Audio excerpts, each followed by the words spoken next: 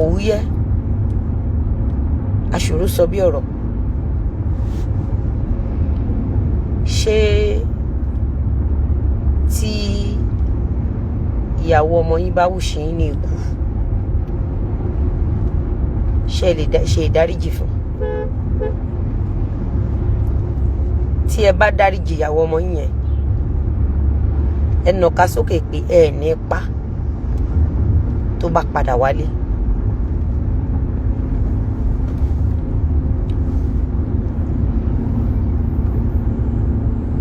Ìyá oníyàn ṣé o mọ̀ pé mi ti ẹ̀ mọ̀ pé ọ́díò yẹn rí báyìí tí mò ń bínú sí ẹ níjẹta pé kí ló tó ṣe wẹ̀ sọ́wọ́. Àwọn onítìátà ẹ̀ máa ń set èèyàn up. Ìyábọ̀ Òjó ló rọ́dọ̀ ẹ̀. Ìyábọ̀ Òjó ló rọ́dọ̀ ẹ̀. Ó dẹ̀ níye tó fi gbà ní títì ẹ̀. Cash price tó gbà tí ó bá ṣojú wa, fóònù àti London trip ṣojú wa.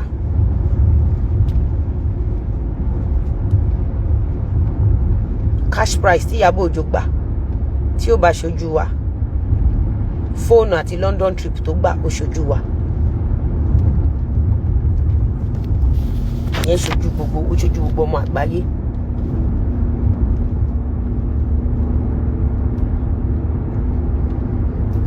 Ó kàn fi ṣe àwa la kọ́, àwa la parẹ́.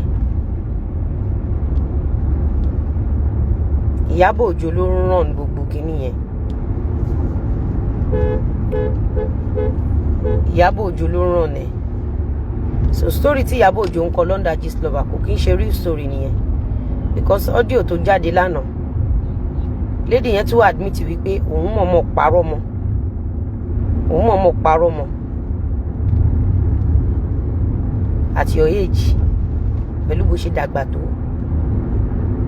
pẹ̀lú ọjọ́ orí ẹ̀. Èyí jẹ́ orí nínú gbogbo nǹkan tó ṣe. Èyí tó fọ́nì sí mi jù láyé, orí pé irú ọ́díò bẹ́ẹ̀ wà ń tà. Ó dẹ̀ ń jẹ́ káwọn bloggers ló máa sọ̀rọ̀. Ó mọ̀ pé pẹ̀lú ọ́díò ẹ̀ tó wà ń tà yẹn, tó bá jẹ́ pé o take an exit naturally, ọ̀rọ̀ yìí ò ní tó yìí. Wọ́n ti tì ẹ́ lọ jẹ̀bi, wọ́n ti tì ẹ́. Àwọn olórí burúkú kan tí ò mọ̀ bí ṣe máa ń ṣe ṣó, àwọn ọ̀dẹ̀ òpònú, wọ́n máa ní pé èmi ń lọ síwájú, èmi ń lọ sẹ́yìn. Èmi ò ń ṣe olórí burúkú bíi tẹ̀yìn blackmailers, èmi ò dẹ̀ gbà kọ́bọ̀.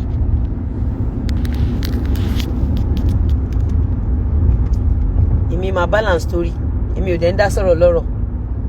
Méwo làkà ló jẹ́ ń dá sọ̀rọ̀ yìí, toró lórí burúkú ni méwo làkà. Méwo làkà dẹ̀ ń ṣiṣẹ́ fún Ìyábọ̀, Kúdí ń ṣiṣẹ́ fún Ìyábọ̀. I keep saying this thing from day one.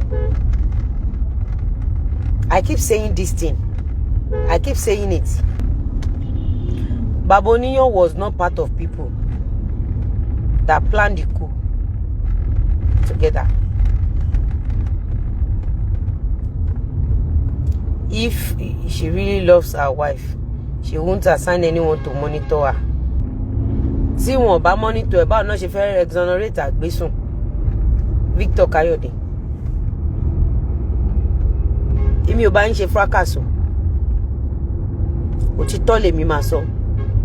Bíbélì ni ẹ má ṣe dá ẹnikẹ́ni lẹ́jọ́ kí èmi má bàa dá yín lẹ́jọ́. Èmi ò ní dáyàwó mi ní dọ́kọ lẹ́jọ́, mi ní dáyà lójú. Ìyàwó kò ṣe nǹkan tó dùn mí pé ṣe bí mò ń wọ̀n ni pé àwọn pípì máa ń set èèyàn up. Nǹkan tí ìyàwó kò ṣe tó dùn mí nìyẹn. Gbogbo nǹkan tí ìyàwó ṣe pátápátá mi ò blame ẹ̀. Dẹ̀ni tí ìyàwó ṣe tó worst tó fi hàn pé ìyàwó yẹn ò ní èèyàn gidi lára. Òun ni wípé pẹ̀lú ọ́díò tó wà níta yẹn, ó yẹ kó sá lọ ni, kó delete gbogbo WhatsApp group ẹ̀, gbogbo WhatsApp kíní ẹ̀, gbogbo social media handle ẹ̀, kọ́kọ́ ẹ̀ wá máa wà. Kí àwọn ẹbí ọkọ ẹ̀ máa wà. Àwọn ló yẹ kó máa pààrọ̀ wà fún pé ìyẹn ti tó o lè mọ́mọ́ ṣé torí ẹ̀ ló ṣe wá sá kúrò nílé. Ẹ mọ̀ pé pẹ̀lú ọ́díò tó jáde yẹn pẹ̀lú Edo Gbanko yẹn ẹ rò pé gbogbo èèyàn ló máa ronú báwọn onífrákàsì ń ronú ni. Ó máa jẹ́ kó lose àwọn èèyàn gan. Kí ni ẹ̀? Ó máa jẹ́ kó lose àwọn èèyàn gan. Ẹ rí pé géèmù yẹn ti yí padà. Ẹ rí pé ìgbà tó ń post ọdún yẹn lánàá everywhere kọ́kọ́ dákẹ́ lọ. Tẹ bá dẹ̀ wo comment section géèmù yẹn ti yí padà òun náà ń ṣépè fún. So if anybody wants to root for the wife now, tí ò bá ṣọ́ra image ẹni ẹ lè lọ sí.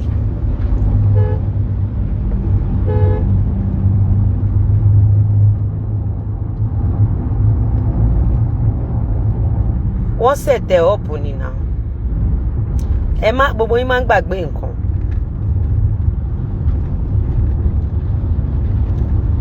Gbogbo yín máa ń gbàgbé nǹkan.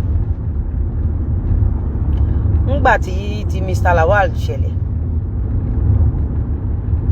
Ẹ rí bí ẹnu ṣó ṣe ń ti ọ̀rọ̀ sí Mr. Lawal lẹ́nu ni. Ìyábọ̀ lóró dán yẹn náà. Ìtorí ẹ̀ ló ṣe sá kúrò Nàìjíríà. Bí lady yẹn ṣe ń ti ọ̀rọ̀ sí ìyá oníyan lẹ́nu àti bí ẹnu ṣó ṣe ń ti ọ̀rọ̀ sí Mr. Lawal lẹ́nu. Kí ni ìyàtọ̀?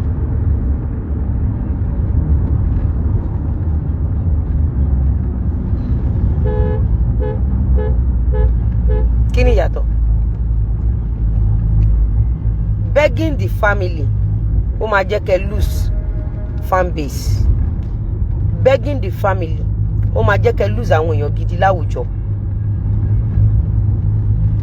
Begging the family ó máa jẹ́ kí credibility yín kó wà questioned. Begging the family. Àṣírí ni mo sọ fún yín. I spoke to some people this morning and they warned me. Èmi àtàwọn èèyàn kan sọ̀rọ̀ kan láàárọ̀ yìí. Kọ́tọ́kọ́ bèèrè lọ́wọ́ mi ni pé kí ni mo rí sí? Mo ní of course fuck up tiwa. Anybody that root for her, their credibility will be extinct for it. Iyabo Ojo did all those things. Ọmọ tó record ẹ yẹn. Iyabo. Ọmọ yẹn wà ní WhatsApp group àbí kò sí ní WhatsApp group.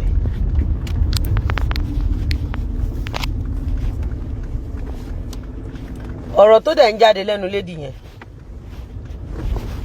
100% material Iyabo Ojo ni lady yẹn. Iye oníyan is Iyabo Ojo's material. She was Iyabo Ojo's material. No that and no peace. She was Iyabo Ojo's material 100%. Statement tó ń jáde lẹ́nu ẹ̀. She was never Lizzy Anjorin's material.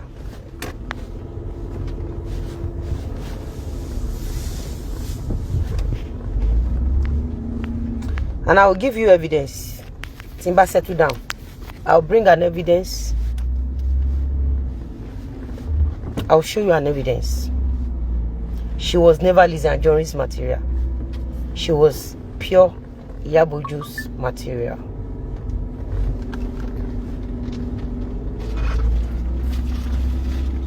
Begging the father, begging the husband, begging the family.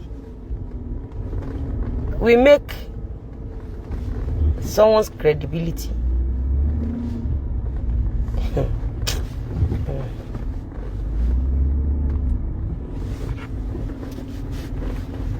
even go ẹ lọ gbọ́ audio yẹn now. I'll play the audio. Kí lẹ jọ sọ débẹ̀? Kí lẹ jọ sọ débẹ̀? Kí ni question tó throw sí? Kí ni question tó throw sí? And I saw Okete with Baboniyo. Anything that has to do with Okete, Iyabo Ojo is fully involved. Excuse me. Anything that has to do with Okete. tó ẹ̀yin èèyàn wa mà ti gbọ́ nǹkan tí Lizzy Anjorin sọ lórí ọ̀rọ̀ voice note yín aládùkẹ́ tí gbogbo wa mọ̀ sí ìyàwó Fẹ́mi Adébáyọ̀ yìí tí ó ń lọ ní online lọ́wọ́lọ́wọ́. Ẹ ti gbọ́ opinion yìí tí Lizzy Anjorin tí ó wá ṣe kí ni tí ẹ lérò lórí ọ̀rọ̀ tí Lizzy Anjorin sọ yìí ẹ̀yin èèyàn wa. Iyabo Ojo is fully involved. You may see it as àwọn pàdé ara wọn ya photo. Wọ́n kò pàdé ara wọn ya photo kẹ́. Ńgbà tán pàdé ara wọn ya photo. Photo tán jọ ya yẹn. Géèmù wo ni Iyabo Ojo lọ fi gbá lọ́dọ̀ ìyàwó. Ṣé bá fọ́jú record voice mi now? Ẹ ti gbàgbé ni. Afọ́jú record voice mi now. Ilé Iyabo ló dé NDC.